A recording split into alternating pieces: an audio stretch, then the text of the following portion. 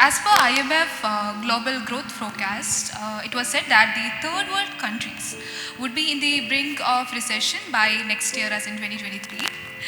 But as per the latest report that was published 2 days ago, it is said that due to the growing pressure of inflation, food crisis, war situation, and so on, the possibilities of recession from this year is more.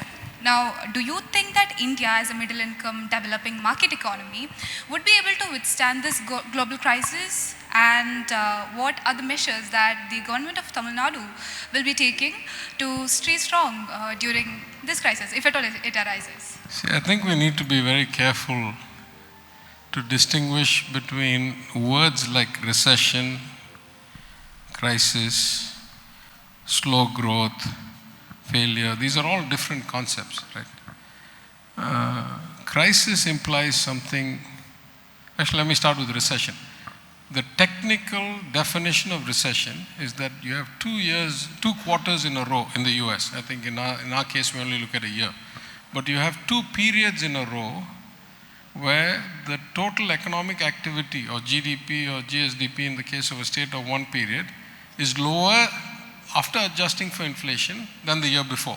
That's what a recession technically is. It means you have not grown, you have had negative growth. That's a simple thing in recession. Almost any advanced economy in the world will have recessions every so often because it's very hard to fine-tune things. You know, you have all these levers: fiscal policy, monetary policy, global market forces, imports, exports, the trade, circumstances, etc.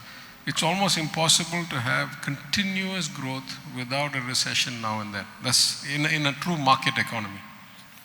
Of course, if you're an underdeveloped economy, a recession could be interpreted differently. That is to say, if I have a country where the population is growing by 3 or 4%, then unless the economy at least grows by 3 or 4%, at a per capita level, I'm already in recession, right? So the overall pie is one thing. In a country like the US or Europe, or Western Europe, in most of those countries, they're not growing the population that much. So really the gross value itself is enough. So that's a recession. If you look at the history of the US, where I worked for 20 years, so I know the data better, after 1970s, after 1980 or so, no recession has seen the economy shrink by more than 1 or 1.5%, except the global financial crisis in 2008. So a crisis implies something more than a recession. Recessions are routine. You have a slow growth, then you have a good big growth, and then it kind of evens. Crisis implies there's something in the system that is broken or that needs profound repair or fixing.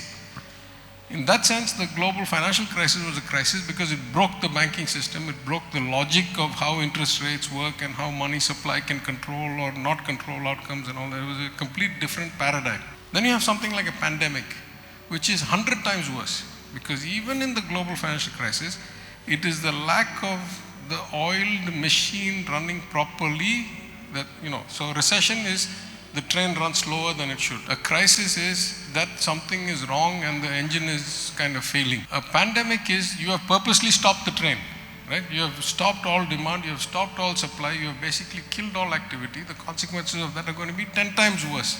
Because now by definition you've gone to zero activity or close to zero activity. So from that perspective, I would say recessions are not things that we should generally be that worried about, broadly speaking. What we should do is hedge ahead of time, is make sure that we have the tools and the liquidity and the systems in place that were our revenues to drop. Because if I'm a government, what does a recession mean to me? Recession means my tax revenues are going to go down. If my tax revenues go down, I can't run the schemes and platforms that I want for the people. I can't build adequate amount of new roads, or I cannot provide adequate services or supplies or education or whatever. So in the case of Tamil Nadu, it's very clear, because even in a pandemic, we didn't go below zero. We were still at 1 point something. And we are not a fast growing population. So even if I take a per capita basis, it's not really that bad. So my job is much, much easier than the Union Finance Minister's job. My job is that were we to go into a recession, I should have the liquidity, the access to the markets, the cash reserve to work through that period without human beings being affected too badly. And so that work we have already done. Somebody told me the other day that it's very rare that a state finance minister talks about if a recession comes. But given that we have been living a bit in Goldilocks land since 2008, right? Because there's so much excess liquidity pumped out by the banks. Under normal economic theory, if you put out that much excess liquidity, you will get inflation immediately. But we didn't get any inflation in 2020. Only when the federal governments and the union government in India started pumping money out, only when fiscal policy became loose did we start to see inflation. And there's a whole debate and a lesson in there that the central banks can no longer control where the money goes. They can print it, but they can't control where it ends up. And there's this old adage that central banks cannot push on a string. You can use a string to pull back the economy by raising rates, but you cannot push on a string to make the economy lift. So rates have a limit. Even quantitative easing has a limit. But once the government start printing, then they really put money into the hands of people who can use it. And therefore, you should expect inflation, because all of a sudden you put more money with the same or equal goods. That's the definition of inflation. You have created inflation. So that inflation is going to be a problem, and is probably going to end in a recession as the corrective mechanism, because that's what's been happening for a century. A recession is not something we should all be like waving our hands and, shaking our heads about. But in the case of Tamil Nadu, because we have done a bit of planning and because of the discipline we've already shown, we have 2 or 3 hedges. We found a bunch of money we've kept aside. We've reduced our borrowing so that we have excess borrowing capacity. Because a recession doesn't mean the money goes away, right? A recession means growth goes down, but the people with the money still have the money. So I can still go to the bond markets and issue.